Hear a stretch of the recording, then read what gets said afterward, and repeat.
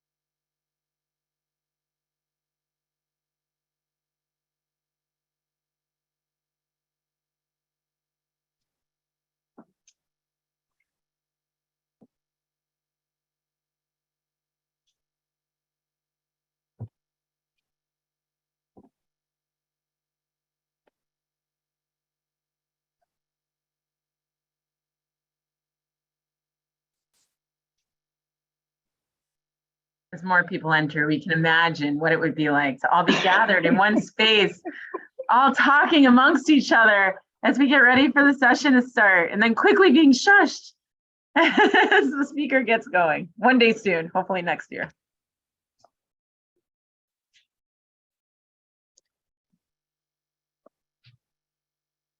Well, more people are coming, but it's a few minutes after 3, so I will start because we do have a full program this afternoon. So welcome. I'm Carol Marine, Senior Program Manager at CHAPA, and it's my pleasure to welcome you to the second of our 3-part series, Tools and Strategies for Increasing Affordable Housing in Your Community. The conference launched last Thursday with a deep dive into our most productive tools for producing affordable housing, Chapter 40B, and the Local Initiative Program. I hope many of you were able to attend. For anyone new to CHAPA, we're so glad that you have joined us for this series with resources and best practices to take back to your communities. And for anyone who joined us this morning at our virtual regional meeting, welcome back. CHAPA's mission is to encourage the production and preservation of housing that is affordable to low and moderate income families and individuals, and to foster diverse and sustainable communities through planning and community development. Central to our work, we believe that every person in Massachusetts should have a safe, healthy, and affordable place to call home. CHAPA achieves this by advocating for opportunity, expanding access to housing, and developing the field. To further our mission, this conference has been reimagined since COVID to go beyond the tools we use to produce affordable housing, to include the strategies for building local support and connecting housing production to advancing community goals around sustainability, inclusion, affordability, and economic development. Today, we pivot to a discussion of strategies that can lead to successful implementation of your housing goals. Who starts the work to pass a zoning overlay district or a municipal housing trust? How do we bring a diverse set of voices to the table to build a broad-based coalition? How do we lay the groundwork to educate the community to gather the strong support we need to meet our housing goals? How do we assure that everyone has a safe, affordable, and accessible place to call home in our communities? This is the fundamental and essential advocacy strategy that CHAPA launched with our Municipal Engagement Initiative in 2019, and that we'll be sharing with you today through 2 facilitated conversations with municipal and community organizations that you will meet shortly. Let's see what success looks like in these communities and think about the possibilities in all of our communities. Before I turn it over to Dana LeWinter, Director of Municipal Engagement Initiative, to introduce MEI and today's panelists, I have a few housekeeping items. Today's session will run to 4:45. Our panelists have graciously agreed to stay until 4:45 to allow for additional Q&A. Thank you. We will provide a link in the chat, and somebody might have already done it, to all of the panelist bios. As you know, we're recording the meeting, and the recording will be posted to the CHAPA events page on our website. The recording of session 1 from last week, along with all resources, are already posted to that events page, and I believe we're going to put that in the chat. Please be sure to mute your video. Your audio. And panelists will endeavor to respond to many questions as possible during the presentation, so feel free to post in the chat. Closed captioning is available for this meeting, so if you need it, check your toolbar. The last thing I want to mention is I want to give a shout out and say thank you to our Tools and Strategies Planning Committee for envisioning and producing this three-part series. And our committee includes Marissa Clausen, Director of Real Estate Services at CHAPA, Phil DiMartino, Senior Technical Assistance Planning Coordinator of 40B at DHCD, my colleague David Gasser, our Programs Director at CHAPA, Becca George, Regional Planner of Land Use and Growth Management at DHCD, Paul Haverty, Partner of Blattman, Bobrowski, Haverty, and Silverstein, Ed Marchant of EHM Consulting, an Adjunct Lecturer in Public Policy at Harvard GSD, Rieko Hayashi, Local Initiative Program Director at DHCD, Jess Malcolm, Manager, Planning and Programs Department at Mass Housing, Ron McCormick, my colleague, Program Manager at CHAPA, and Laura Schufelt, Director of Community Assistance at Mass Housing Partnership. As Rachel said, we look forward to when we can convene in person and network. While we can't do this year, we look forward to seeing you at as many virtual and hybrid events as possible. And we are having an in-person CHAPA annual dinner on October 13th. So if you're ready for an in-person gathering, please register. And I think we'll post the link in the chat. And with that, I'd like to turn it over to Dana. Thank you, Carol. As Carol noted, I'm the Director of Municipal Engagement here at CHAPA. I'm really excited for this event. In our program and at CHAPA, we believe that housing is at the center of the hub of work needed to create healthy, equitable, affordable, and vibrant communities. And we understand that the benefits of providing ample affordable housing and the consequences of not permeate the whole community, not just individual outcomes. So at the local level, where the municipal engagement initiatives seek to have impact, change is most likely to happen through public participation. And unfortunately, as many of you know, we often find strong and vocal opposition to affordable housing and multifamily development that can drive our decision-making. And there's often a significant disconnect between publicly elected and appointed leaders and the people who are experiencing housing instability themselves. So the Municipal Engagement Initiative's role is to help bring together diverse coalitions, provide education and resources, help residents build consensus, and bridge any gaps between a general lack of understanding about affordable housing and potential solutions. All of these efforts together work to make the local conversation about affordable housing more positive, empower those most impacted by a lack of affordable housing, and elevate their voices above the noise of affordable housing opponents. And what we have learned is that this work is truly a team sport. So I'm not a sports person per se, but what I do know about team sports is that they require every teammate to bring their best self and effort every time, to hone their individual strengths for the greater good of the team, to be able to hand off the game when needed and trust that your teammate will bring the same passion and drive as you, and an ability to work towards a shared vision of what success looks like. And our most successful efforts have happened in communities where the municipality and advocates have done just that. They've begun by doing the essential work of building trust, establishing mutual goals for serving their community, highlighting the benefits of their efforts and the potential negative outcomes of inaction, and setting their sights on concrete goals. Advocacy is not a one and done kind of effort. It requires sustained support from engaged community members, a broad range of stakeholders, dedicated efforts to break down barriers to participation, and genuine support from municipal and elected leaders. Just as you would in a team sport, it requires a deep bench to replenish efforts when others are tired, the ability to pick back up after a loss and keep at it, and yes, celebrating when you win, which we know a little bit about here in Massachusetts. So I'm really excited for you to hear from 4 groups that we've had the pleasure of working with through our MEI program. First, you'll hear from my colleague, Whitney Demetrius, who will be in conversation with our groups from Lynn and Revere. They'll share their experience of housing advocacy in larger communities whose residents are facing displacement, immense affordable housing needs, and significant participation barriers. She'll be joined by Lillian Romero from our Lynn Housing Coalition, Clausen, the Principal Planning Director for the City of Lynn, Jeff Weeden, Planning and Development Specialist from the Lynn Housing and Neighborhood Developers, Laura Holmes from the Revere Housing Coalition, and Reuben Kantor, who until earlier this month was the Chief Innovation Officer for the City of Revere and a municipal leader on affordable housing. He has just recently moved on to a position with the BPDA, but he's here today still with his Revere hat on.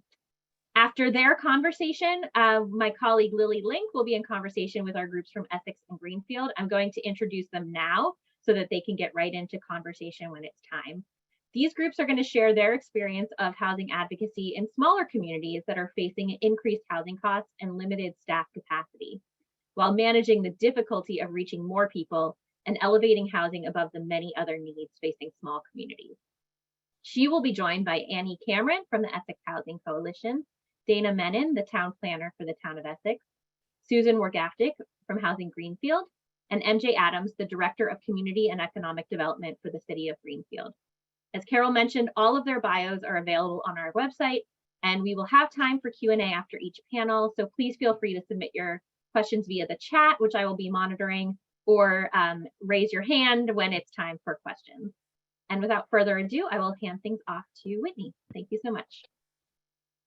Thank you so much, Dana. What a wonderful way to set the tone for our conversation. So well said. I thank you all for joining me on this panel. I'm going to jump right in, but I want to thank you, Lillian, Laura, Aaron, Reuben, Jeff, for joining me in this conversation today. And as Dana mentioned, for bringing your best self consistently to this work that sometimes can be thankless and arduous, but obviously does have its wins and its successes, and times for us to sort of celebrate and acknowledge that. I'm hoping that this will be a lively and fruitful discussion, and we will encourage folks in the chat to put questions. But in the meantime, let's jump right in. The first question I guess I have to sort of set the table here is to our municipal staff, right? I guess the first question would be, what is the value, right, of having a coalition in your community? Dana talked about the sort of coalition efforts and what it means more broadly to sort of reach goals around accessibility, affordability, sustainability, et cetera. But what has been the value? And Jeff, I want to start with you because you actually wrote the application for MEI to come in and provide technical assistance in Lynn. So I'm interested to hear from you first about what the value has been for the coalition work. Sure. Thank you, Whitney. So I can back up and give a little context of where the city was when we first applied. Obviously, back in 2019, the city was looking to do a housing production plan because of the market changing and also the city being primed for market rate development. There's a lot in the pipeline. So we wanted to have in place some guardrails for this new development coming.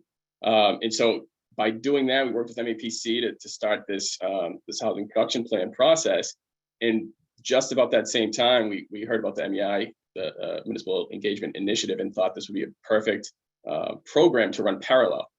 So we have the housing production plan, we have a steering committee in place, and we're on our way, but we didn't have that community presence and that liaison piece to the community. And we thought this would be a perfect opportunity. So when we did that, now we have this group that we were giving regular updates with almost monthly on where we were with the housing production plan. And we did, obviously, the challenges of COVID. We kind of started in-person meetings, but then had to go to Zoom. But the meetings kept going, and every month we had regular check-ins. So now, not only do we have consistent participation with every public meeting that we had for the plan, but when the process came down to the end, we had people that were really advocating as it was their own plan, and it was a resident-driven process. But these people knew it intimately. They knew the goals. They knew they could pinpoint, some of those events that, hey, I remember hearing about this, and that was, where we went in that conversation. So they could almost pinpoint where that thought process was and how we developed those recommendations and those goals. So when it came down to it, we had a good group of advocates, fighting for their plan. So that was certainly one of the biggest advantages of having this parallel group working with us. Thank you, Jeff. It was exciting to see the levels of participation in that process. Erin, I wonder your thoughts on this as well, being in Lynn, and your perspective of the value add of the coalition around the HPP, around other things you were working on, just to hear your thoughts as well. Sure. So my experience with the housing production plan was I came in about a third of the way through, maybe half the way through of the work. And I think coming into that point was helpful for me in two ways. One, it really helped me get acclimated to the community in a pretty significant time of change and transition. I think everybody on this call has had that feeling of being in that time where you're pivoting, where your community is pivoting in a direction, and that can be a challenge on many different levels. So I think the steering committee that was developed to support the housing production plan was had a broad experience and depth, in terms of community representation.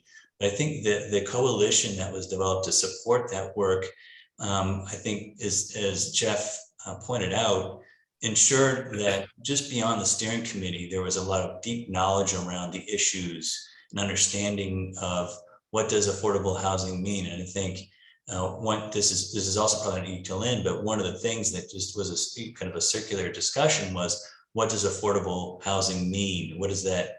What is that? How do you get to that? What does it mean for us? What do you mean we're in a larger metropolitan region? And I think having that coalition helped sort of take and build capacity and understanding around those issues that could then be disseminated along through the community. It really makes it a much better dialogue that is informed by community members and less of a top-down and more of a bottom-up. So I think there's a lot of strength there, and I think ultimately, built that coalition grew to a point where it was essential in getting the housing production plan approved. Without it, I don't think it would have happened. So it's critical on both sort of the information share, but all the way through the policy development and implementation. So yeah, it was pretty critical. Thank you so much, Erin. As you're talking, I'm reminded of all the many things the Lynn Housing Coalition did, whether the petition or their social media campaigns, and sort of bringing folks along. And as you mentioned, sort of learning together through the HPP process and really being able to celebrate that win. Reuben, I'll invite you to jump into the conversation here as well in terms of your perspective in Revere, right? Lynn and Revere are neighbors, but again, also very unique communities, and maybe share some different values and as well as challenges. But just interested in your thoughts about what the value of coalition building and the work that happens in Revere has been in your experience. So I think we lost Reuben for just a moment, but I imagine he'll be joining us back. But maybe this is a great segue for me to invite Lauren to speak as part of the Revere Housing Coalition. So we're hoping to hear a little bit about what's happening in Revere. And so I guess the question for you would be, what has been the value of having supportive municipal staff, right? Like Reuben and others in trying to elevate the goals of the Revere Housing Coalition and your various strategies. If you could just unmute, would love to hear your perspective there. Thanks for the question, Whitney, and good afternoon, everyone. It's good to see so many people interested in the topic. I'm a resident activist with the Revere Housing Coalition, and it has been very interesting and helpful to have partners like Reuben in our city, in our planning department. They were able to bring in a lot of resources that helped us back up our claims and strategies that we wanted to advance to get more affordable housing and neighborhood stabilization and preservation of affordable housing in the city of Revere. There's Reuben, I'm glad he's back. Working with him was really, really great. I felt that was an open door, a phone call, a text message that could happen at any time, and Reuben was always responsive. He's moved on now, so I miss him. Gonna have to figure out other ways to work together. But same thing with the CHAPA staff. Whitney, you and Dana and Lily and the others at CHAPA that supported us along the way was just invaluable as a new nascent coalition. I think something a little bit different about the Revere Housing Coalition is that we didn't have any professional people in our coalition. It's a pretty much an all volunteer effort, except that we did get some stipend resources to help us pay for organizing, which was really one of the helpful things from CHAPA. And the Municipal Engagement Initiative was having funding that enabled myself and others to actually put time in that we might otherwise not have been able to put into the effort, just because there were certain months when we were very, very consumed with activity at the coalition, which I'm grateful for, but also grateful that we were able to have that support. Thank you, Laura, for that comment. I think in this work, we become colleagues and friends in many ways, I like to say. And I appreciate the coalition and the advocates always pushing us to rethink how we support you all. It has been invaluable as well. And so as Laura mentioned, and I heard others say, trust building has been essential in the work with advocates alongside municipal staff. And so Reuben, I'll invite you to sort of give your feedback around what has been a value to have the coalition working sort of in tandem with you all. Yeah, thanks. And sorry about the frozen screen a minute or so ago. It has been working with Laura and the Housing Coalition has been truly necessary and amazing for us. I'll just say, for those of you who haven't been in Revere in a while, Revere has changed a lot over the last, probably mostly over the last decade. And that change actually was pinpointed, especially in our most recent census data that showed that Revere had not only grown by 20% in 10 years, but it changed from a community that was 63% white, not Hispanic, to 45% white, not Hispanic.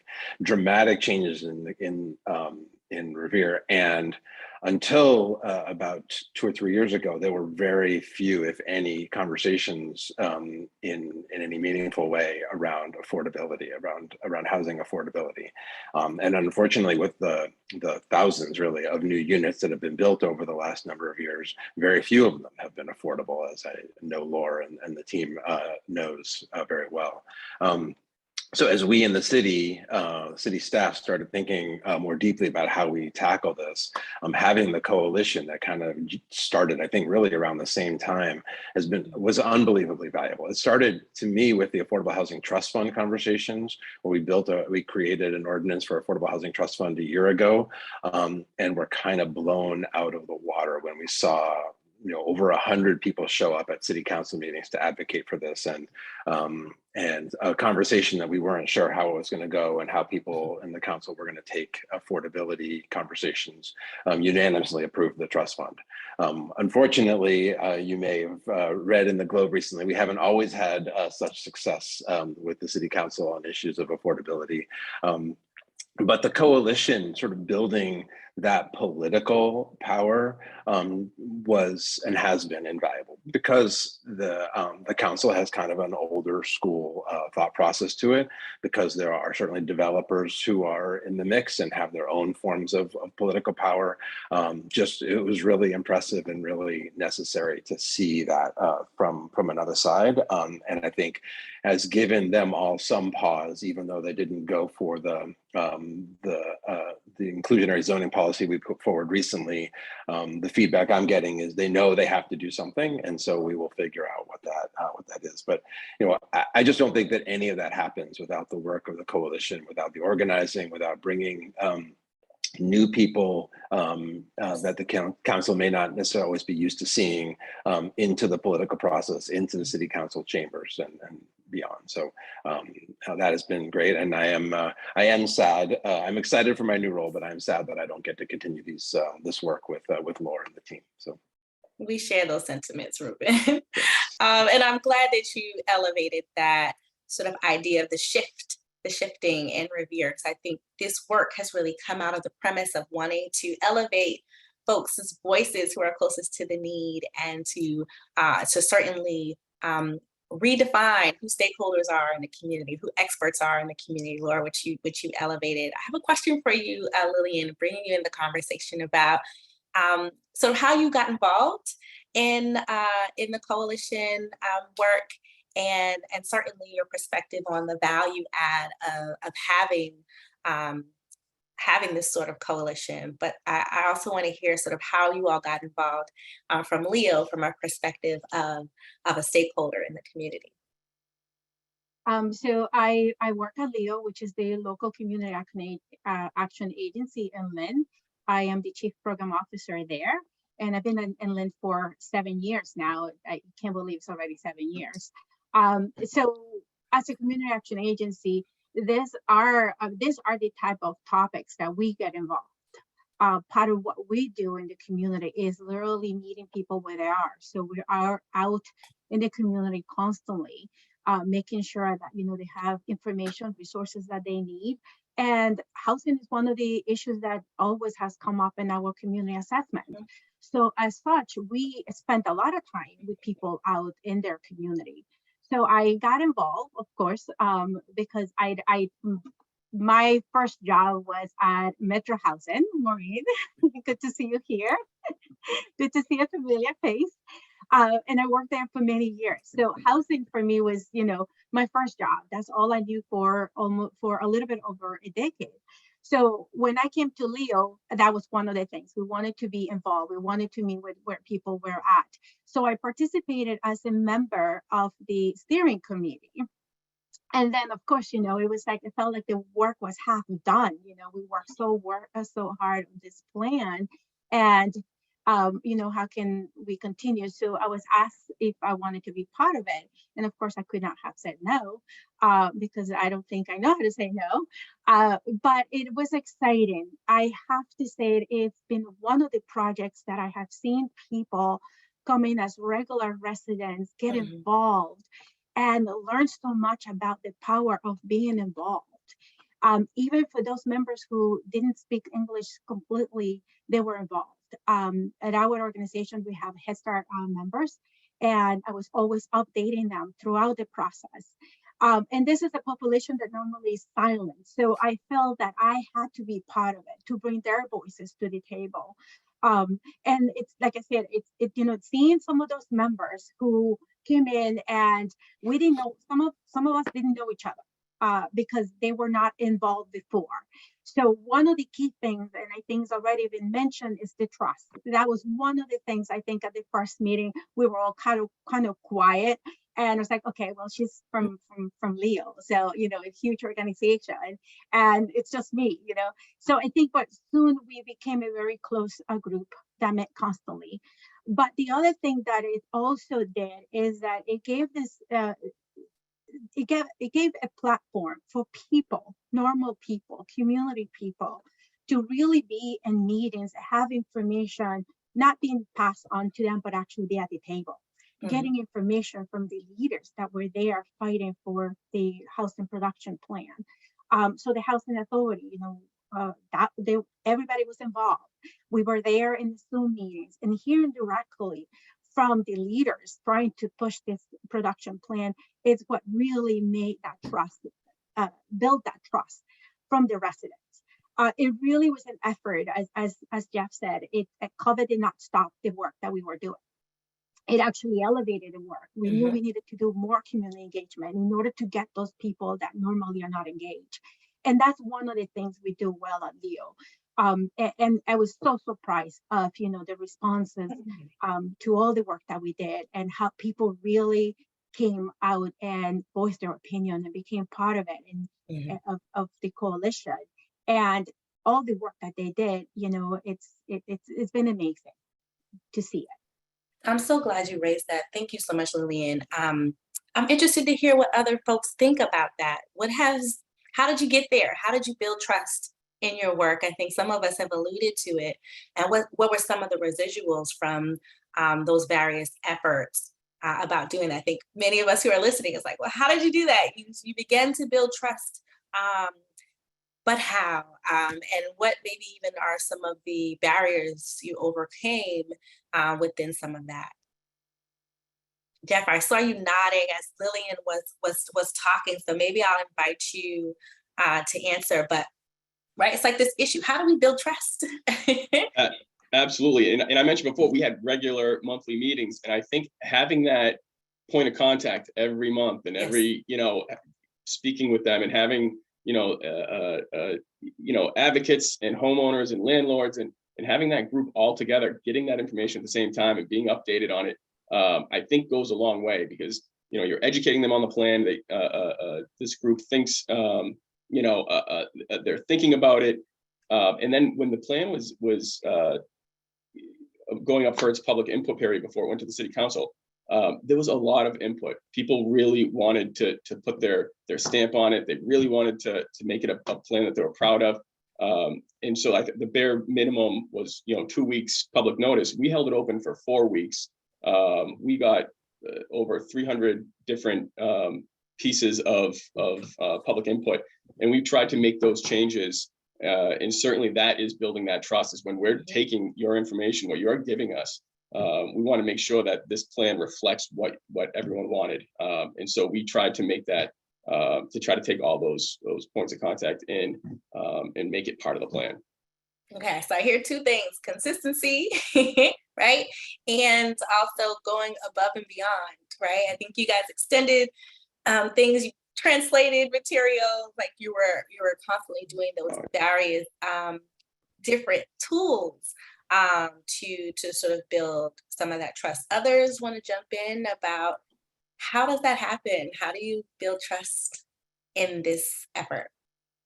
Just to briefly follow up on Jeff's comments on that, I think that the third thing that I would include in the list of activities that help build the trust is within the process, you could observe, comments and feedback that came from the advocacy groups, the coalition, that were iteratively included into the plan itself.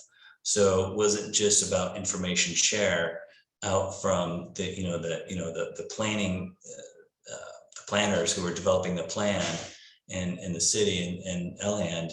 There was information coming back and incorporated in the plan itself. I think that's also a pretty important part of this, that the plan is shaped by the community, and the plan itself is called Housing Lynn, a community, and it was a community-driven process. And I think that's that aspect of it too is essential. And it's not an immediate thing. It takes constant nurturing from the start to completion of the plan, to adoption, and even to this point where we're working really hard to implement the plan itself. So I think I would just add to Jeff's comments in that way. Thank you so much, Erin. As you talk, I'm sort of reminded of the years of all the work and the meetings and all the things we did. I mean, even down to the icebreakers, right? Learned that Jeff likes to ride bikes. Who knew, right? But I know a lot more from you guys just from icebreakers, but I think that it gets built in, right, to the work. Laura, I want to ask you just about how you sort of built trust even within the coalition itself, right? How do you empower residents so that their voices feel heard and feel valued, to sort of that trust building, but also in sort of in light of how you overcame participation barriers, right? Because we know that is often why people are not, maybe don't participate in public processes. What were some of the things you did to overcome participation barriers? From the start of the Revere Housing Coalition, we were a very grassroots effort. So the earliest people who became a part of the coalition were residents. I remember sitting around in Bonnie's backyard, 2 blocks away from my house, with a couple other people, including someone else besides Reuben, who worked at the city at the time and is no longer there. And kind of thinking about how can we impact this? We sort of felt like the bulldozer was rolling us over, that bulldozer of development and that massive, fast growth in the city of Revere that, as far as we could tell, didn't have any rhyme or reason to it. Some of us had participated in something I think Reuben can claim some credit for at the city side, and the administration that he worked for really helped us in the beginning, and that was the master plan. Our mayor had launched and supported a highly participatory effort to develop a master plan. We had consultation from MAPC, so that we started with some good data about the need for affordable housing, about the impacts on the communities of folks who were not bearing the fruits and the profits of the new housing that was going up, but were concerned about displacement, gentrification, inability to find affordable homes to purchase, as well as rents. And so folks were feeling really squeezed. But this master plan that came out had so much affirming information documenting the real need, who needs the housing, we started to learn. So from that backyard conversation, those early conversations in building the coalition, I think we held very clearly to the core idea that our coalition would be resident-led, first of all. That we would be open, we would invite people. We went to a lot of street fairs and cultural events, and any place we could, we set up a table. We made some props to attract people to learn more about affordable housing. We had a big cardboard box turned into a house, and kind of the idea about everybody deserves housing. Housing is a human right. These were things for us that attracted regular folks from the community, many of whom had not been involved in other efforts before. So the other thing that we knew early on, I hope I'm not going on too long, Whitney, you can No, stop. this is great.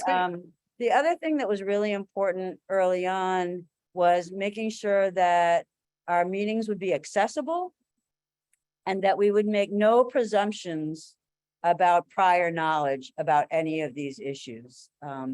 I'm trained in community development, and so I've been around worlds, and I don't think there's one any more than the world of housing and housing development that has more of the ABC acronym, crazy alphabet right. soup kind of speech.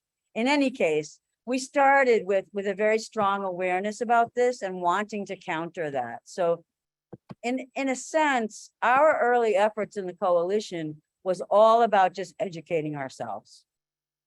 And so we would have conversations in our monthly meetings, which were all on Zoom because we started during the pandemic, started this organizing work. And it was pretty amazing. We had very, very good turnout for our meetings. We always had them translated into Spanish. Yes. We also had Arabic speakers, but in our instance, folks felt bilingual enough that, so we were a very multicultural coalition from the start. Another resource that CHAPA did provide for us, I should say, was translation services, because translators should always get paid too. And I think that kind of support was invaluable for our coalition at building the trust. And so the members of the coalition always had voice. We did a lot of things that we sort of incorporated into the structure of our meetings, like every single meeting we led off with a reading, often by someone just in attendance, a reading out loud of our mission statement. Yes. Grounding it in these values about resident leadership. Early on, we were still an open meeting. We had developers come. Unfortunately, not because we chose it, they didn't tend to come back after a couple of times, because I think they didn't like hearing the message that we were all about creating more affordable housing and wanting the developers to help us with that. Well, I want to just jump in, Laura, there just a bit in terms of what I love about the coalition is that it allowed for the meetings to be broad for various levels of participation. And I guess the one question I want to ask to everyone, maybe get everyone's perspective on, is what has been the most successful in bringing together or building a bigger table, right? In terms of key partners, narrative change, specific outreach strategies. What has been really the most essential thing, right? In sort of building that bigger table. Lillian, I'd love to hear from you in your perspective there. I think for us and Lynn, it was the enthusiasm that we all brought in was one of the things. But it was, the commitment to get the word out. It wasn't just about us, just as what did happen in Revere. It was the same thing for us. The members got on very easily, created other platforms of communication because each individual person brought in their own experiences, and they're like, my group likes this one, Facebook, and we do this other way. So there was a lot of input on communication and making sure that we got the word out. But I think one of the key things was also that a lot of members became more aware of their power, and getting the communication out was one of the key things. Like I said, our meetings were very, very lively, to say the least. A lot of times, but I think that's what one of the key things was communication. It was communicating to the whole entire community, but it also made the coalition members realize that they could also communicate with their elected officials. Yes. And that's what was one of the key things, that some of them, it was the first time. They were like, oh, what do you mean? There's a process. And we learned about the process of, what, yes, now we have the plan. What's the next step? And, and getting in there, we were getting very close at some members of city council not approving the plan because they weren't sure about certain parts of it. So we were like, okay, what do we need to do? Do we need to break it down so we can educate them about the parts that probably they did not really grasp?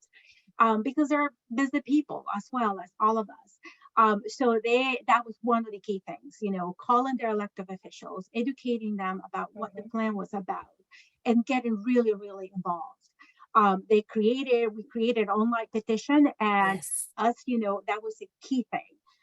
Organization like mine, we blasted everywhere. We asked everyone, if you have a email list, please send it. Doesn't matter if it's only 2-3 people or a lot of people, whatever the amount it is. But I think that was the power of communication, trying to figure out, how do we get the word out? How do we let everybody else know that we do need this plan to pass? And we need to educate not only ourselves, but everybody else, as well as our elected officials. And that was one of the things that I think it was a crucial thing for the production plan to actually pass. It was that. It was literally. I'm so glad you raised that. I was so excited. Yeah, I was so excited to see the level of participation across the city of folks who engaged even just in that petition and use it as opportunities to learn more. Reuben, how about you? What has sort of been the most successful in building a bigger table, whether it's bringing key partners along or narrative change or specific strategies? Thoughts? Yeah, I mean, I will say that the bigger table was mostly built by Laura, but and so I think she's probably the better person to answer this question. But and not just Laura by herself, but with a team of great people. But I think from my perspective, one of the strategies that we worked on as part of both building the team and building trust was to make sure that when we were talking about, especially inclusionary zoning, we were talking about the policy and what we wanted to do, what we were trying to accomplish, that we included members of the Housing Coalition at every step of the conversation. We had an inclusionary zoning advisory council, ISAC, it really rolls off the tongue. And we had, I want to say 4, I think, members of the coalition on the ISAC. And the decisions about what we were going to be putting forward, what the benefits were. I had some debates with Laura and others, where people were not always satisfied with what we were putting forward, and with good reason. And we had to, walk through it and just explaining the why, being willing to be, open about what you're seeing and what you're hearing, and where the potential hazards were, and justifying everything we were trying to do with real financial data and not just what seemed to make sense. And so I think all of those conversations allowed the coalition and the city to have more of a bond, more of a trust, and that, I think, helped build that table from that perspective. And just, if I can just say one thing about communication, I don't know if this is entirely on topic, but just because the communication, I think, is so challenging in many communities, not just Revere, right? The communication of what is affordable housing, what does this really mean, and how do we break through some of that? And I was actually pretty grateful to see in candidate Healy and Driscoll's housing plan yesterday that they had a whole section on the idea of how do we do a better job of communicating and selling to the residents of the state, what affordable housing means. And I think we all need to do a better job of that conversation. And I hope that's a partnership we all get to play a role in. So. Thank you, Reuben, for that. That's great. Others like to answer the same question. Laura, I know Reuben sort of leaned upon you in terms of that. You were excellent in bringing folks along and helping them feel not only creating a safe space, but helping them feel empowered to speak their voices as the work continued. So your thoughts on what has been successful in sort of building a bigger table? Yeah, there's one more piece that I think has been really important that we've gone back to several times that we haven't talked about yet, and that's going to where people are. So besides having Zoom meetings and then having community events that we turn people out on, and having some people participate in the advisory committee for the inclusionary zoning and report back to the group, we went to places in the community where our people were gathering. So the Women Encouraging Empowerment, which is the local nonprofit that works with our immigrant women and families, I would go there and do workshops there with them about what is inclusionary zoning, what is an affordable housing trust fund. We did the same thing at the Revere Community School, which is a center for adult education for newcomers in our city and often newcomers to our country, and worked with the staff there. Fatu is one of our core coalition members and also runs that school. So she helped us be able to do workshops in the classrooms, and we would get folks to share their stories about how housing, lack of housing, affordability of housing has impacted their lives and people that they know, and kind of engender this real respect for the fact that everyone has expertise in issues concerned to our communities, whether it's housing or something else, but certainly housing is a big one. And to me, that's community organizing 101. You got to have that respect, and you've got to demonstrate it. And it's a whole lot better to go to people where they already are than to ask them to come to me. That's right. Going to doing the work to go to them and level setting. You always consistently make sure to push us in that way. Jeff and Aaron, I'll invite you to make comment, and also I want to give space for what you'd be remiss to not have said as we sort of close out the panel, and I'll be passing the baton over to Lily. Jeff? I would just add that, in terms of value added is, now we don't have to reinvent the wheel every time something comes up. we've now moved on, after the housing production plan was passed. Now we're in the implementation phase, and there's a dozen recommendations or so that we're trying to implement. And each one we're looping in the Lynn Housing Coalition. We want their input, we want their participation, we want them to be liaisons to the community. In fact, we were successful with the Mass Housing Neighborhood Hub grant. One of the recommendations was to establish a stronger receivership program. And so they were included in that application, and to be that liaison piece, and to be, help prioritize, where we're going, which houses to target. So they've become a big piece of that. And we look to them, we're going to look to them as we move further down and implementing more initiatives to tie them in, so that we don't have to keep reinventing the wheel. So, and they know the recommendations. It's part of what they've been working on. So it's a really good fit. Love that. I love that you've elevated that in terms of sometimes we have these wins and then it's like, okay, now what, right? There's still work to do. There's still momentum to build. And so, Erin, I'll give you the opportunity to just chime in if you'd like. And I actually see a question in the chat, which I will pose. Yeah, I don't have a lot to add. I think that the colleagues on the call here really hit a lot of the attributes or needs for growing the tent. I think one point I might make is just that I think a key aspect, or one of the objectives that may not have been written into the scope for the housing production plan, was to improve communication between City Hall and the community. I think there was a significant amount of distrust in the community towards City Hall, and really the community's ability to make change or have a voice in policies, whether it's housing, transportation, what have you. My feeling from the way the housing production plan and then as the coalition was developed and utilized was to flip that. And one of the things that I think is important is not just setting up the structure for that sort of interaction, but is to be legitimately interested in what the community has to say, and not just do it to check the box, and not just to do it to put it in the intro to your plan. That the people implementing it are genuinely interested in hearing what the community has to say, and that will help drive policy.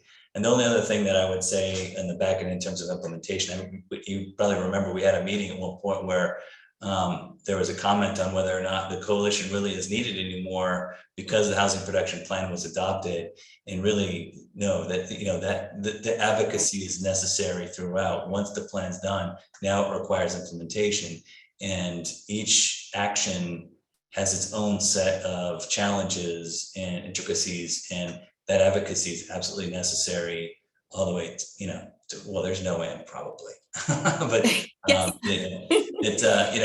it's important to follow through all the way to the end and beyond. Thank you for stating that. It's a great place for us to land, and that the work is not done. It continues.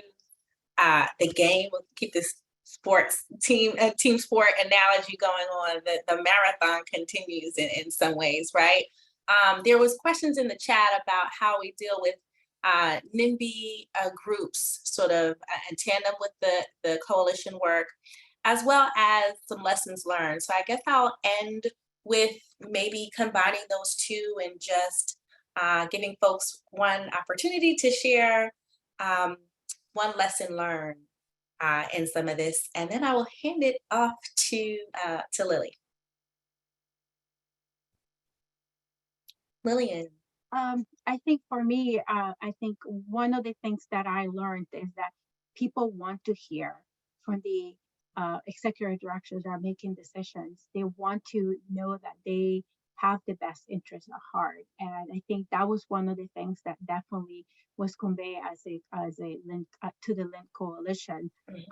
I think they all really fed from that as well, because they didn't feel alone. So I think communication, from all levels, I think it's key. And that was one of the things I knew was there, but I just, saw it actually firsthand, seeing how people reacted. because, you know, we were upset about something, and so were the leaders as well, you know, or those Yes. organizations. So I think that was one of the things, the passion of getting these, the housing production plan to pass. It was from all that levels, and it fueled all of us.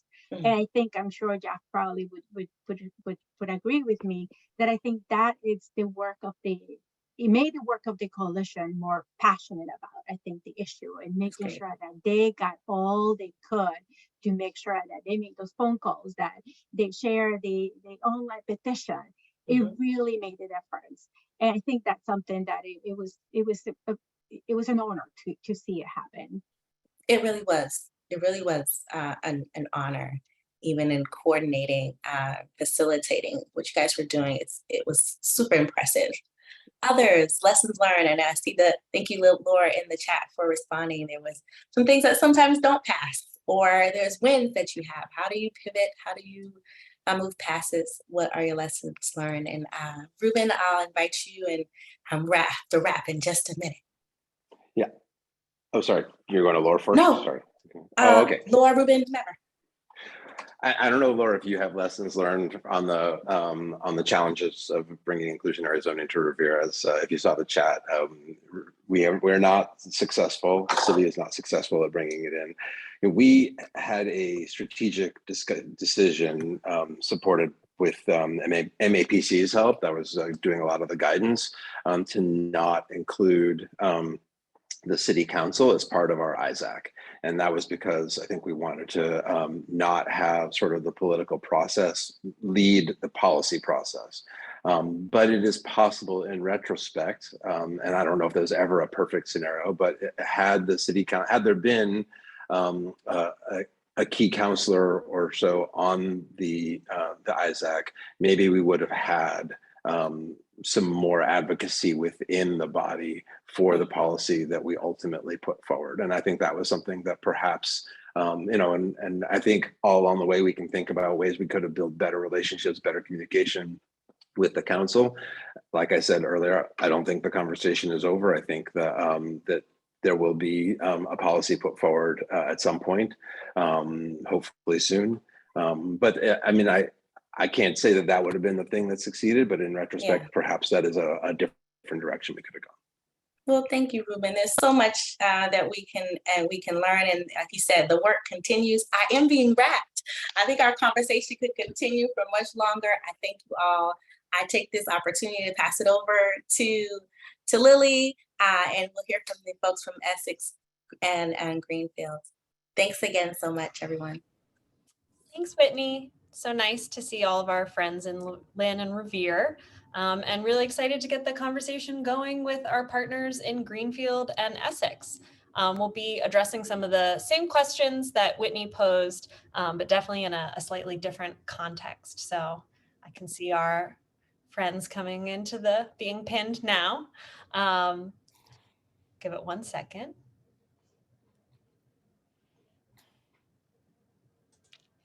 So I want to start by talking to our two advocates on the panel. I'm going to throw it to Susan first, and I'd like to hear about what led you to initially get involved in your affordable housing advocacy work. It actually was something that affected the entire town. In 2018, we had all known, first of all, I should say, Greenfield is small. And it is, and I'm sure most of you don't even know where it is. But anyway, Greenfield is a small community. We kind of all know each other, or at least know of each other. And we all knew that there were people living in the woods who were unhoused. And we saw them every day. There were people who worked at the gas station who were unhoused and lived in the woods. We knew that. But it had not come, because we're a low-income community to begin with, and because we're a community where not much housing had been built for a long time, we were not a community that was focusing on housing. And what happened was that there was an encampment of unhoused folks who were living near the railroad station, the railroad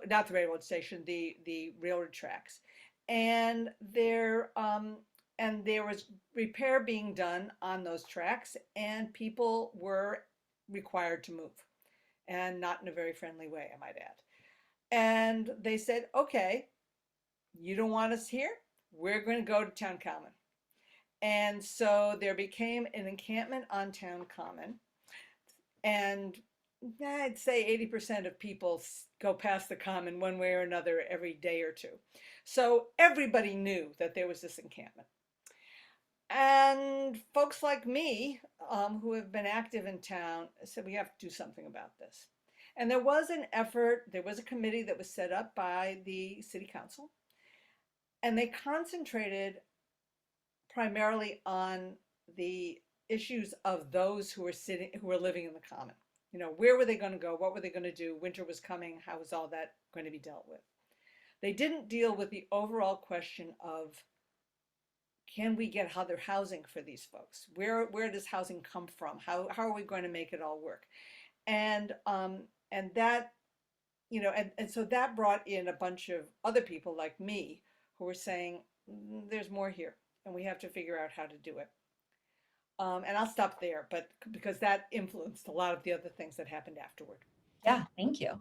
And I'd love to throw the same question to Annie. What was the inciting incident or series of incidents that got you involved in housing advocacy? I don't know, would say there were any incidents. It's just kind of a buildup of realizations. You know, it's becoming more expensive and harder to stay in and move into Essex. So older people can't really afford to stay in their homes, and younger people can't afford to break into that market. There's a fear that our lack of affordable housing opens the door to 40B. You know, it's a pretty homogenous demographic, and it doesn't really reflect the diversity of our country. And I think, you know, I was on school committee, and we saw that a lot from students and from other people in the educational community. And then finally, we have a dwindling number of people who both live and work in town. So that had an impact on who can work in local businesses. And I work for a large employer in the next town over. And there are a lot of people here who are trying to find places to live. Not so much now that we're all remote, but at the time we weren't. And then, you know, we also have important services, like we have an all volunteer fire department. And if no one is in town during the day, there's no one to respond to those calls. And if we don't have this all volunteer fire department, we're looking at $1 million increase in actually having a staffed fire department. So that has a big impact on our town budget. So kind of odd things, but those were really the things that motivated us.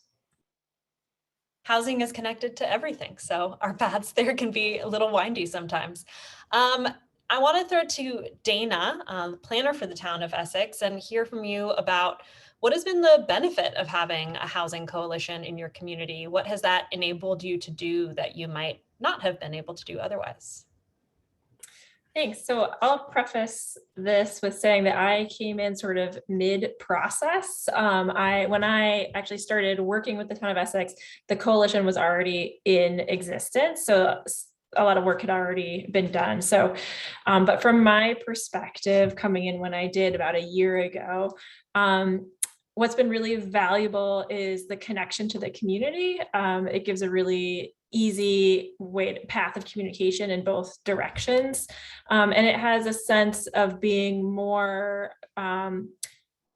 ground up rather than top down, which I think is particularly important for a small community like Essex. Very independent minded, and that's a critical component. Awesome. Yeah, having that go-to group of folks that you know want to engage, and then hopefully being able to reach even more people through that group. And MJ, I'd love to hear the same from you. What differences have you seen since the creation of the Housing Coalition in Greenfield? Well, I'll share with you that when I came on board, Greenfield had just finished a pretty involved master planning process that was very engaged, had very robust participation from all elements of the community. And out of that, there was a chapter on housing, and the city was smart enough to create a implementation committee so that the plan wouldn't just sit on the shelves, but it would be advanced. And there was this committee that was a caretaker of it and a champion of the things that were in it. So there had been ongoing conversations about housing before the encampment in 2018. But what had been, the encampment certainly prompted a much more acute involvement of many of the people who were in the community. And that was, I think, a great thing. The city hadn't been participating actively in any parts of the homeless services provision. So we were somewhat caught off guard. And once the encampment started to happen, we realized that we needed to be very much more involved with the organizations providing housing and what was leading to this large population of homeless people and unsheltered people living in our community. And so what happened with the encampment, and there was clearly it prompted some very animated community conversation about what is our role, who should be doing what. And I think that, it was great to have the community involved. They were involved at all levels, from it being, dropping off food for the people who were living on the common, to organizing to try to find if there was a place that they could be doing, setting up a campsite with them. It really pulled a number of organizations that had sort of been doing their own thing in their own little circle into a more cohesive work group to try to really tackle the issue and address it. And there was the sheltering issue, but we also knew that the sheltering issue was because there was a lack of supply of housing for extremely low income people. That said, we also have a large recovery community. We have a healthcare, what I call recovery healthcare campus in town that had just opened up recently. So we know that we have a large number of folks who end up with housing instability are somehow connected to some of the services that you can get in Greenfield that you can't get in other places in Massachusetts. So it was great to have the community pull together and to start to be very involved. And it pulled together, like I said, many elements. Clearly a set of, community activists who had always been there and had been, talking about the need for it.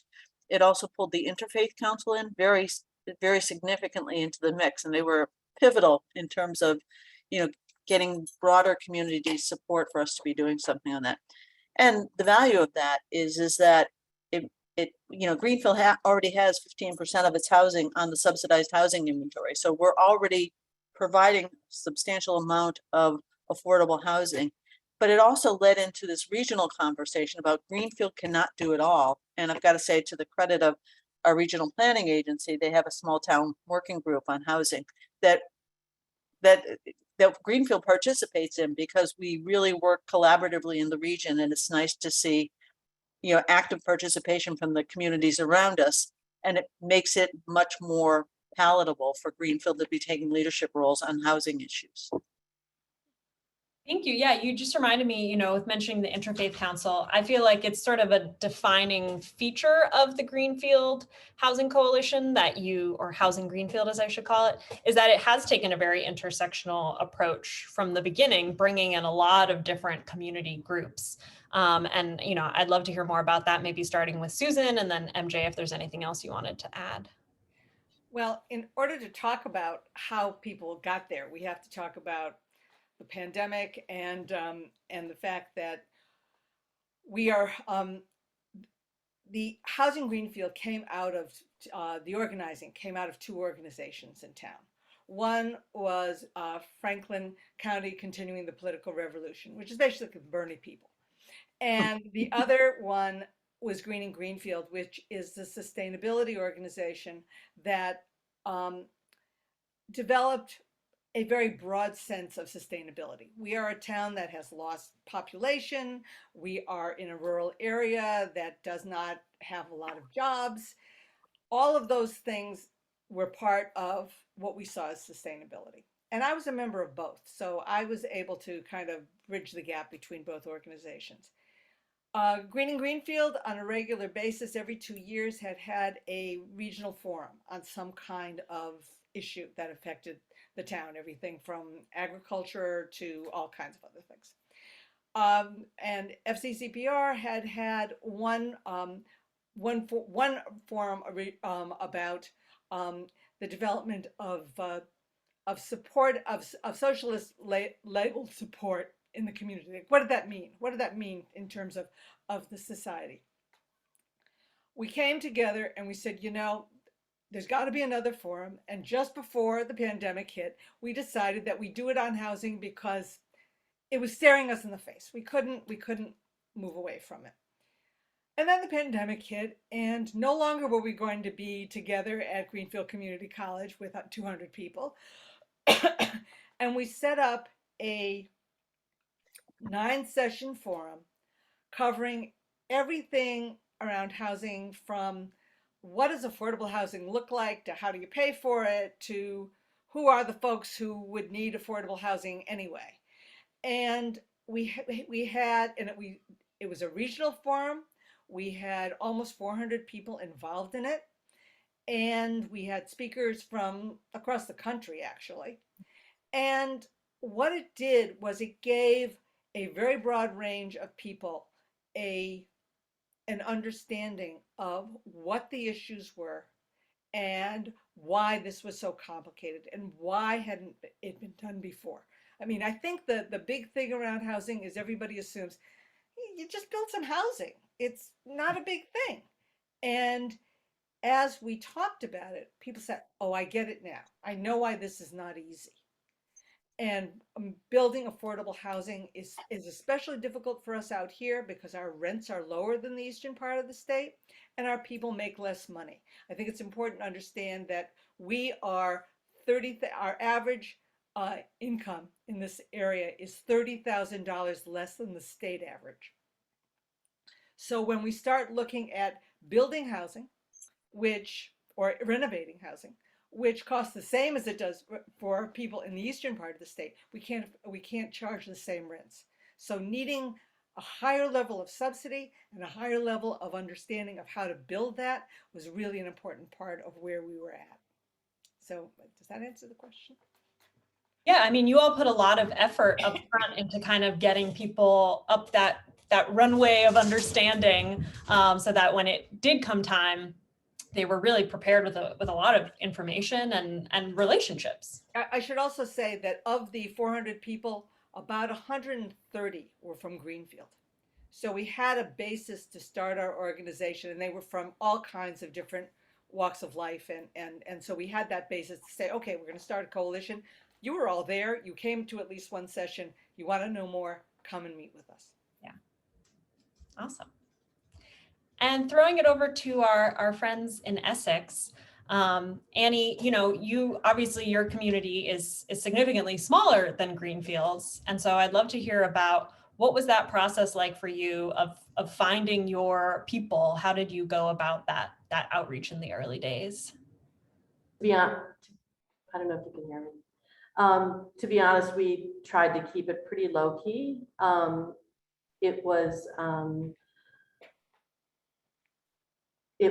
I think Dana has described it as a stealth campaign. So what we tried to do was be available to answer questions and advocate for it, but we didn't make a fuss. So we kept a low profile, and we tried not to wake people up that we knew wouldn't support it. And we're fortunate that we have a number of people in town who understand the housing crisis. So you had some understanding there.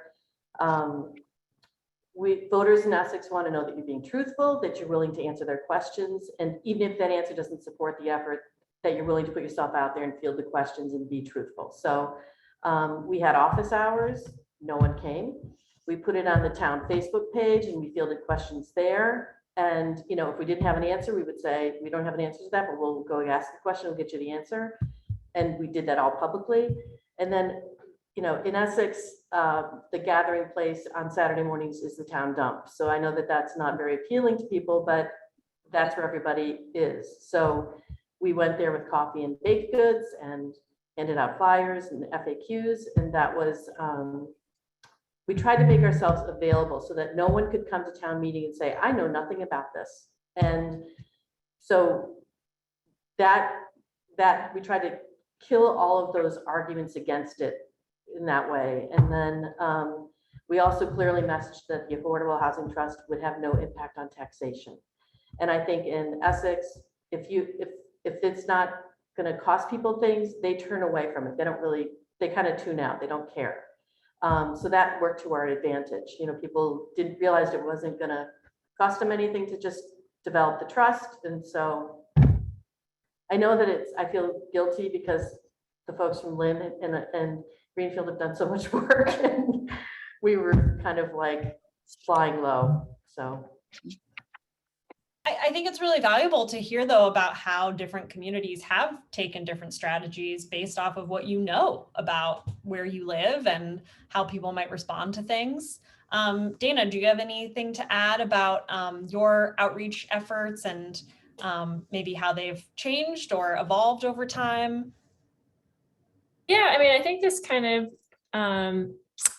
in a lot of what we did, there was sort of a natural division in the labor sort of, and how the town employees and the kind of community advocates kind of divided up with the effort. You know, I think from the town side, we really just tried to provide information and research and kind of have that ready and rely on the you know, involved community members to get out there and kind of hit the pavement a little bit, you know, as Andy was saying, you know, go to the dump. So yeah, I think that it just kind of naturally fell that way. Yeah, I mean, I definitely see one of the advantages of this approach is being that the town or city staff can provide a lot of technical information and expertise, and residents have that on the ground. Like, you know where people gather on a Saturday morning and you know who each of the players are. Sort of going on that theme of navigating the nature of that relationship and collaboration. When is it the right time for the city to take the lead versus advocates to take the lead? How do advocates walk that line between, you know, being agitators and pushing the city to do more, but also wanting to maintain a, you know, a positive relationship? I think that is definitely something that all coalitions have to contend with at some point. So let's start with MJ. How have you navigated that delicate line? Well, I think first of all, it rests on trust and communication. I feel like I have a really good working relationship with the advocates, and yes, they press on me at times. But that said, I also feel like I can share with them things that are in the works that aren't necessarily fully public yet. I can't tell them the details of it, but I have a sense that, you know, that they know that I, as a city staff, am working on things. And I feel like I have their trust that I'm moving it forward, and will share with them what I can when I can. I mean, we actually have two things that are not ready for publication yet, and all I can say is stay tuned. But one of those came out of really some community conversations about the need to forge some stronger relationships with some nonprofit development capacity that is emerging at our regional housing authority. We're really pleased to see that. But I feel like it wasn't just me making that request. The advocates were saying to me, what can we do to help? And I would say, you know, we need some sort of regional capacity from a nonprofit developer to be able to actually do the work that needs to be done. I can't, as a municipal staff person, build housing. It's just not something that I'm supposed to be doing, but I can help facilitate it and encourage it along. And for the citizens involved in this to be saying the same thing, that, you know, we need our regional housing authority to step up and have more capacity in terms of being able to lead some development. They got the message, and they actually have a staff person now who's working on some stuff. And then there's another part that, you know, when you have things, when you have an opportunity for housing in our downtown, and the community is saying we want more housing in our downtown because of our downtown revitalization. We've got some underutilized buildings. We've got a parking lot that's being used as a temporary fire station. So there's active community conversation in most of the forums that I'm in around housing that says we want more housing in our downtown. And because the community is saying it, and not just the municipal staff and the mayor.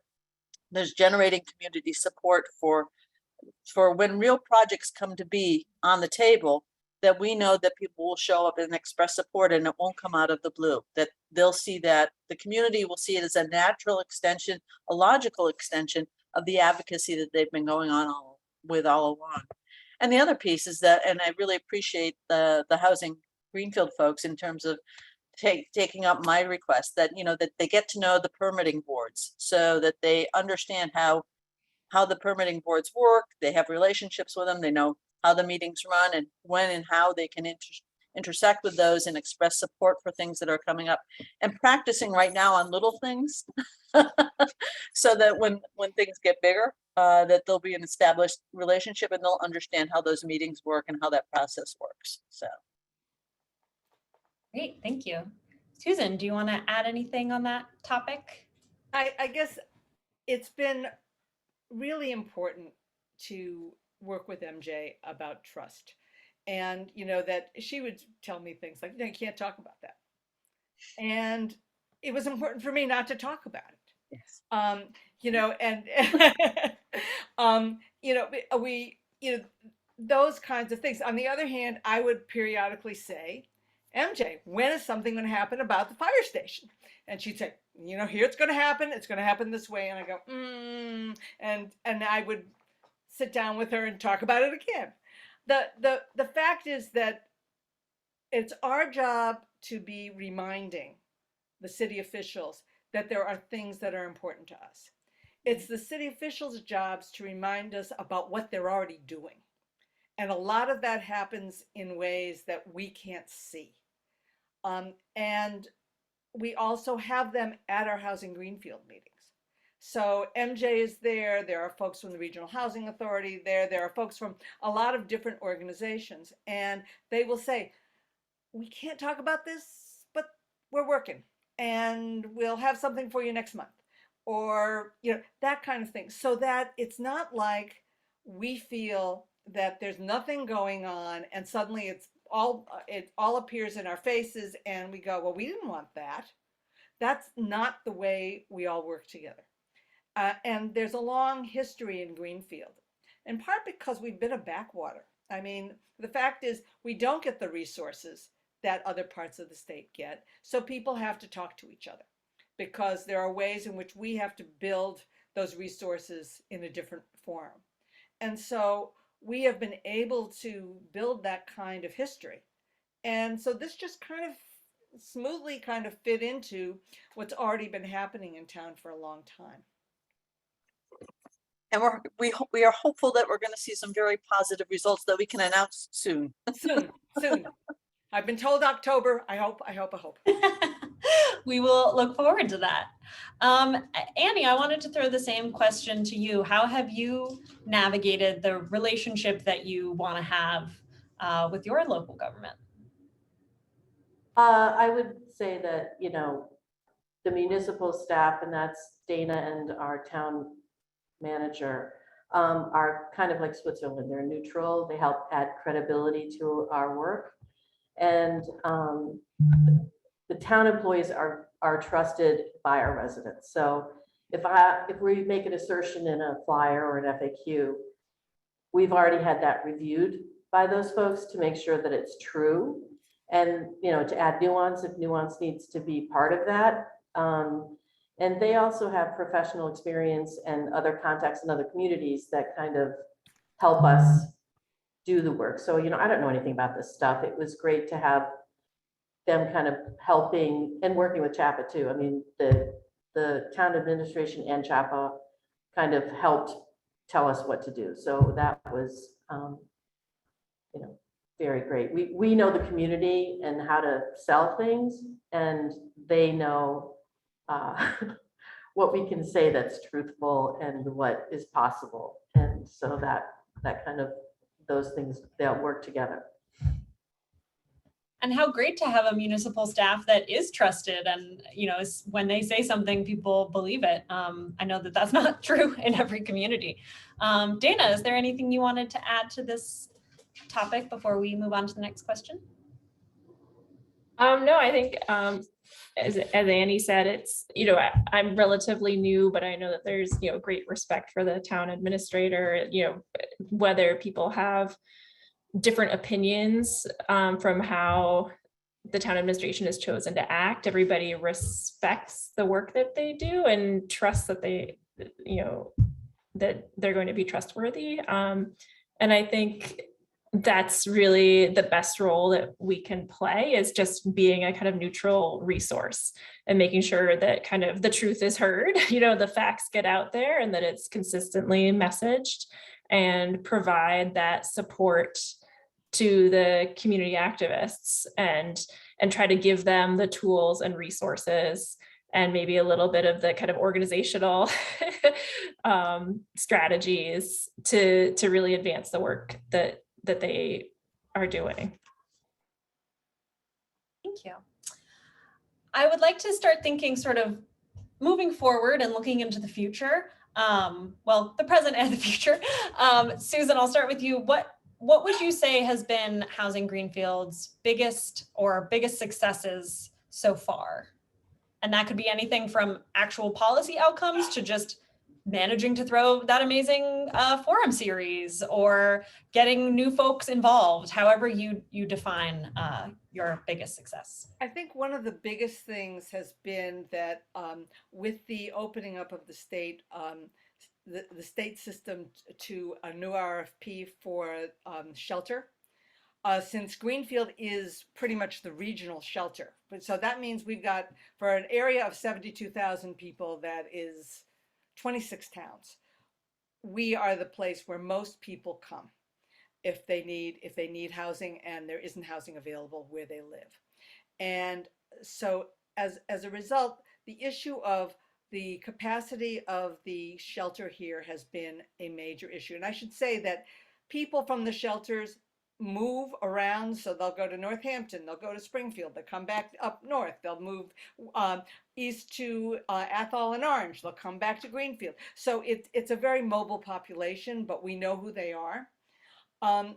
And when it was announced that we could there was going to be a new process and a new RFP, we brought together unhoused people, housing advocates, all kinds of other people from the community. We had over 100 people who were involved in a process of creating a kind of roadmap for what we wanted to see, not just the shelter, but all of the services that are connected with the shelter, what we wanted that to look like and how we wanted it to move forward. So it included everything from what kind of outreach people wanted to do to needing more transportation, because here we do not have an Mbta, we do not have a real, a commuter rail. We don't have any of that, and the bus system is woefully lacking, unfortunately. So we end up in a situation where if we've got somebody who is 15 miles away who needs housing, we have to figure out how to get that person to the shelter, as well as knowing that that person exists. So all of that came into this plan. We put it together with 100 people. We wrote it up. We sent it back out to them. They gave us feedback on that. It came back. And then we sent it to all of our state legislators, to all the city officials, to the local regional newspaper, and tried to say, this is what we want. And we did that all before the applicants were sending in their proposals. So it informed the process that they were going through. I don't assume that they're going to be able to do everything we want, but then it's our job at that point to be able to say, okay, well, you couldn't do this. I understand that. How do we deal with that issue? And we have that process going now. So we're really excited because we think that we're going to see something really new when the announcements are made around those shelters, and that should be coming very soon. Great, thank you. And Annie, I wanted to talk to you about sort of the nature of how your coalition has taken shape, being a small community. We have some, for example, our coalition in Montague, because of the size of their community, it doesn't really make sense to have a monthly formal meeting with an agenda every time. They meet on more of an ad hoc basis. How has the scale of your community affected the way that you carry about your work?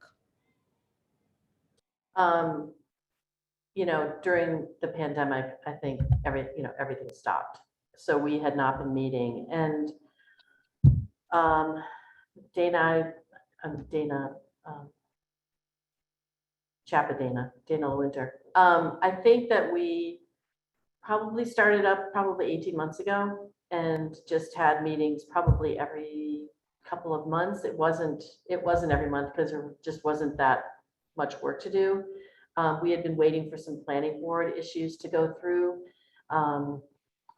And that was another issue for us, is that our planning board was not particularly interested in affordable housing, and also any sort of tools that we could have used to kind of create, small A affordable housing. And so there's been a bit of a shift on that board. I think in small towns, you have a lot of personalities to deal with in terms of who's sitting on what committee and how you can affect change. So we're seeing some shifts, which I would say from my perspective are positive, and that's going to have an impact on what happens next. So we're waiting to have the state approve our affordable housing trust, and then we've got work to do. So who's going to want to be on that affordable housing trust is big. And I think that there will be some folks who may want to join that to tank it. So, I think it's going to be kind of a watching and being mindful of who's there and who we tap to express interest. Because in small towns, I think there's been some comments about there's just not enough people in some of these small towns to do the work. You got to go out and find those people and say, this is be honest about what the nature of the work is, but also be there to say, I can back you up, it can help you, and that sort of thing. So we have I think the next steps are going to be harder for us than the first step. Well, I'm sure that all the work you've done so far has prepared you for what comes next. And speaking of what comes next, throwing it to Dana, how do you see yourself working with the coalition moving forward now that you have an affordable housing trust, or soon will, pending state approval? Yeah, so it has actually been approved by the state, and so I think at the end of the month, the planning board the Board of Selectmen will start the process of appointing people to the trust.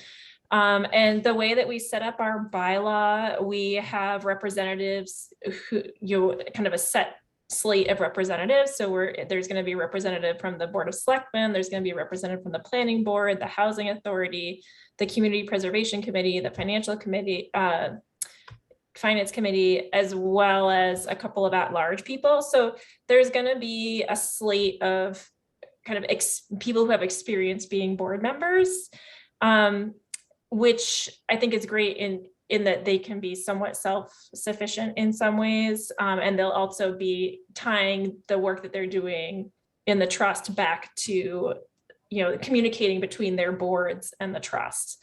And I think that will be really valuable. And I think, honestly, we have limited staff resources in our town. I'm part-time. There's a lot of part-time town staff. So I think we're going to see kind of who winds up on the trust and what kind of staff support they wind up needing, and kind of what the sense is from the Board of Selectmen about how much staff direction and support they want to dedicate the resources to for this trust. And I think at the beginning, there will probably be some more staff direction needed to kind of establish the direction of the trust and get things rolling, and how should we run a meeting, and that kind of thing. And then hopefully it will be able to kind of keep going on. And there's also requirements in our bylaw that there be kind of annual reporting, both financially and on their general activities. So I think there will be kind of general accountability and communication through that, which will be important to kind of monitor. Sounds too big brotherish, but just, you know, I think we just need to stay engaged so that we can get the temperature for where it's heading and help out, jump in and help out if it's needed, but not, it's not a, you know, town committee in the typical sense. So yeah, so it's a new and exciting phase. We'll kind of feel it out and see how it goes. Yeah, it's exciting. In our very last minute, I want to do a lightning round, like 20-second answers. A year from now, what do you hope to see in your community? Whether outcome or process wise, what do you hope to see? I'm going to throw it to you first, Susan. 2 new housing developments in process, and with the idea that they're going to be opening up real soon after that. Amazing. Concrete. MJ, what do you hope to see a year from now? A very happy Susan Worgaftik. That's how we'll know we've done things right. Well, and I'll say, but on top of that housing that we're hoping that will be coming forward will also prompt some additional market rate housing, which we desperately need in the community, as well as the affordable piece. Amazing. Dana, what is your dream for 1 year from now? Well, we've got the trust. I'd love to see some money given to the trust, dedicating some from some source, so that they can start doing some work and I think there's already some partnerships bubbling to the surface for potential conversions and creation. So I would love to see something actually come out of the trust, that it not just sit there. Yeah. And Annie, bring us home. What's your dream for Essex a year from now? I hope that we have a plan and some goals, and that this brewing thing that's happening over on the side actually comes to fruition. So, and that came from a very unexpected source, someone who was very conservative, who actually stepped forward, and it was refreshing, and I think a great thing to see for other people who were opposed to this, to see, oh my gosh, that guy is willing to help you do something. So if we could have that happen, it would be great. Great. Thank you all so much for your time and your answers. And now I'm going to throw it to Rachel, I believe. Yes, that is right. Thank you. Thank you everyone for coming and for sticking around a little bit longer. Also, thank you to our amazing panelists. Thank you to Lily, MJ, Susan, Dana, Annie, Whitney, Jeff, Aaron, Reuben, Lillian, and Laura for sharing your experiences of municipalities and advocates rowing in the same direction to build the homes that we know people need. Building trust and partnerships, setting goals, and making the case is really the fundamental work of every community that strives to create a culture that welcomes affordable housing. Each of our panelists was critical and has been critical in the success in their communities. We look forward to hearing more. We look forward to looking back next year and seeing, did you get those 2 new developments? Did that other project turn into something? Did the trust have money? And we look forward to really hearing about the work that everyone here is doing. I want to thank the CHAPA team. Thank you to Carol for leading this conference, and to Dana, Whitney, and Lily for developing the municipal engagement model that can be tailored really to meet the needs of any type of community. And so if you are interested in learning more about it, if talking with any of our team, we do have office hours that the Municipal Engagement Initiative offers. Lily holds them. We'll put a link in the chat. The MEI team also offers an Affordable Housing 101 session every other month, and it covers a really broad range of topics, including inclusionary zoning, addressing systemic racism and housing inequities, affordable housing trust funds, and a lot more. You're also invited to the session Confronting the History of Housing Discrimination that is also offered every month in a partnership with JALSA. We will put the link in the chat so you can register for any of these events that you would like to participate in. So next week is the final session of this 3-part series. That will be on September 29th at 3 o'clock. And it will focus in on the Mbta multifamily zoning guidelines, our newest tool in decades that really stands to change the landscape of creating multifamily and affordable housing in our communities. For anyone who doesn't know, every community, there's 175 Mbta communities that will need to create at least one area in their community near transit that allows multifamily housing by right and suitable for families with children. So those guidelines were just finalized by the state last week. We can put a link in the chat as well. So next week, we'll be joined by DHCD Undersecretary Jennifer Maddox. We'll also be joined by Chris Clutchman and Nate Carlucci from DHCD, who will dive into the details. We will also be joined by Tom Hopper and Mbta Yankovic of MHP.